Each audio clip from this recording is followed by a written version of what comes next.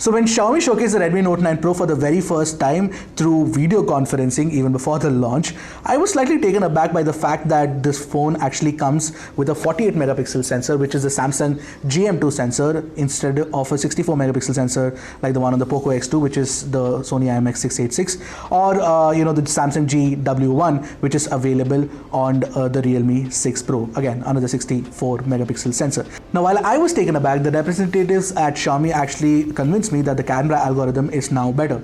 So what better way to test out those claims than to do a Mr. Phone style camera comparison of the Redmi Note 9 Pro against the Poco X2 and the Realme 6 Pro. Now, I know for a fact that the Redmi Note 9 Pro is much cheaper than these two phones, and the right comparison would be with the Realme 6 or even the Redmi Note 8 Pro. So that comparison is coming soon, but before that I started working on this one, so I decided why not, let's just check it out if the Redmi Note 9 Pro can actually punch above its weight. I'm Ashar from Mr. Phone, and let's get this camera comparison started.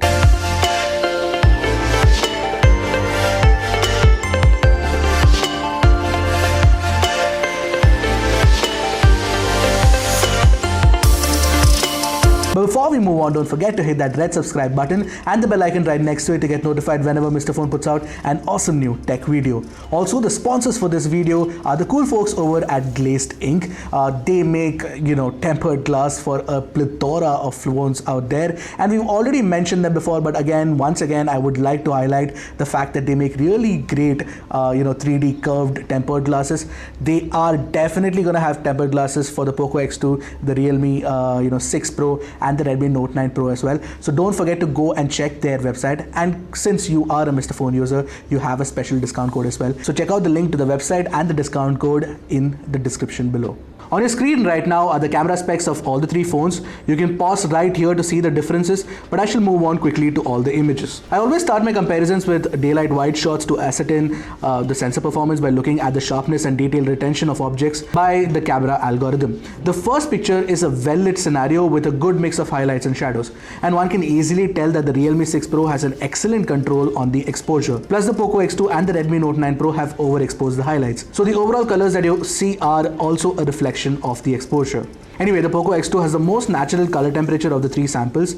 The Realme 6 Pro has made the reds, blues and the greens pop slightly. It is not very oversaturated, unlike other Realme phones I've tested in the past, so that's a good thing. The Redmi Note 9 Pro has trouble with the color temperature, as you can see in the red cast on the building. Although this color temperature issue seems to be a thing only with wide shots, with close-ups it definitely gets better. I'll come to that in a bit. Now, coming to the details, if you look at the overall image, the Poco X2 and the Realme 6 Pro's 64 megapixel sensors are sharper, especially when you look at the centers and the corners. Take a look at the flight of stairs and you will clearly see how sharp the Poco X2 and the Realme 6 Pro are in comparison to the Redmi Note 9 Pro. The second sample I shot is not affected by the direct sunlight, but you still have ample light. And in this scenario, the Poco X2 just decimates the competition with sharp details all across the image. Moreover, it helps now that the Poco X2 and the Redmi Note 9 Pro have brighter exposures here. A more evenly lit scene looks livelier. Now, I also shot high resolution samples, and my oh my, all the pictures are not just bad, they're plain unusable, blown out at full res. The 48 megapixel Redmi Note 9 Pro suffers from color fringing and soft details. The Poco X2 64MP sample is just soft beyond recognition. The Realme 6 Pro overcompensates for the shortcomings of the 0.8 micron pixel size with over sharpening. I would never ever use these cameras in high resolution mode. No, really, I would stick to the pixel bent shots. Overall, I still think that the Poco X2 is the best smartphone when it comes to sensor details and sharpness. Sony's IMX686 is truly a phenomenal sensor. Now, here's an HDR image, and clearly the Poco X2 has the most balanced dynamic range across the sample. The Redmi Note 9 Pro has a brighter exposure, whereas the Realme 6 Pro has struggled to retrieve the details from the shadows. Also, at 100% crop, the details are better on the Poco X2. Next up, we have the ultra-wide-angle cameras for testing. Here, I really like the Redmi Note 9 Pro and the Poco X2 samples because they are replete with details. The Realme 6 Pro just has a very soft image, but the Poco X2 tends to boost the reds slightly. The same is the case in the second sample as well. the reds are definitely boosted, which is why I'd go for the Redmi Note 9 Pro as my pick for the best ultra-wide angle camera among the three phones. So here we have portrait samples from the three phones. The facial tones and Porus's shirt color is the most accurate on the Poco X2 sample, but a closer crop reveals that the Poco X2 resorts to over-sharpening and the other two phones offer more natural details. When it comes to edge cutout and background blur, all the three phones are almost on par except for the area around Porus's watch, where the Realme 6 Pro does a better job of semantic segmentation and blurring. Also, the details on the watch are pretty crisp too. By virtue of the fact that you get the best natural details and an excellent edge cutout, I'm going with the Realme 6 Pro as my favorite for portrait shots, but the Poco X2 is not very far behind though. I'm just not a fan of artificial over-sharpening if you ask me. Alright, moving on to close-ups. In the first sample, I absolutely adore the color accuracy of the Redmi Note 9 Pro. The Poco X2 is oversaturated and the Realme 6 Pro strikes a nice balance. The second picture just confirms that finding of mine. In fact, at close crop, the details are phenomenal on the Note 9 Pro. Clearly, Xiaomi has nailed the color algorithm to a great deal now, especially in close-ups. Alright, so when it comes to macros, I have no doubt in my mind that the Redmi Note 9 Pro has the best camera. The 5 megapixel upgraded macro camera is super detailed, color accurate, and you can see close details even more clearly. I've always liked selfies from Realme phones. The same is true for the Realme 6 Pro here.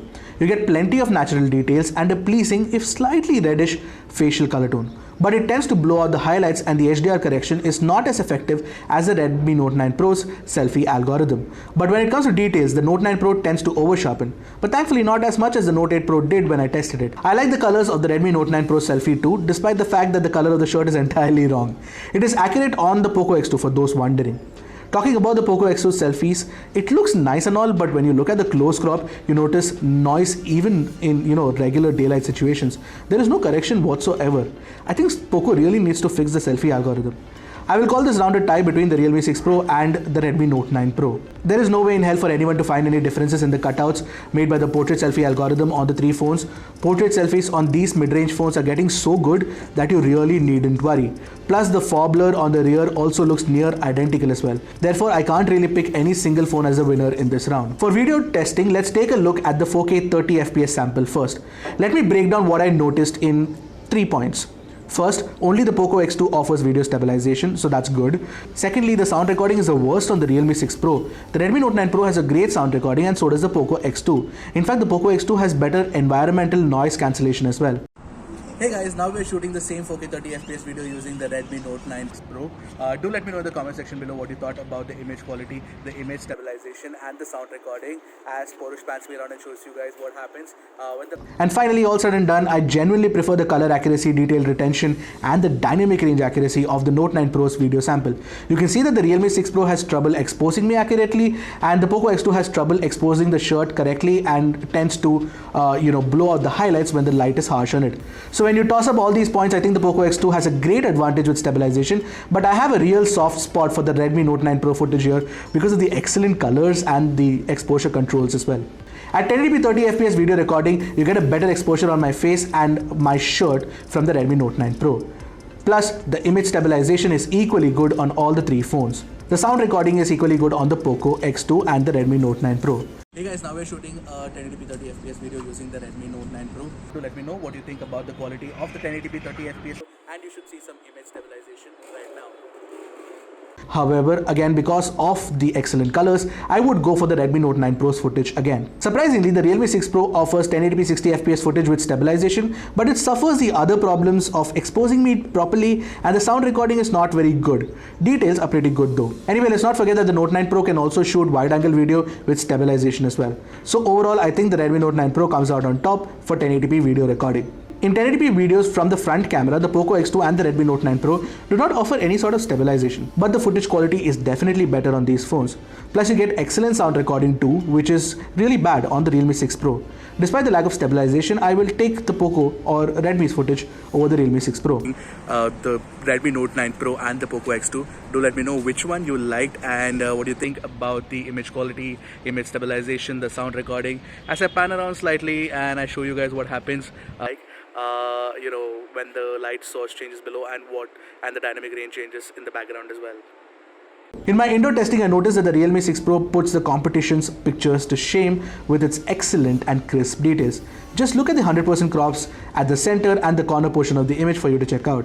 It just looks stunning. Moreover, the Note 9 Pro tends to go for a brighter exposure and therefore killing details. But let it be known that the Poco X2 used to suffer from this problem until it got updated.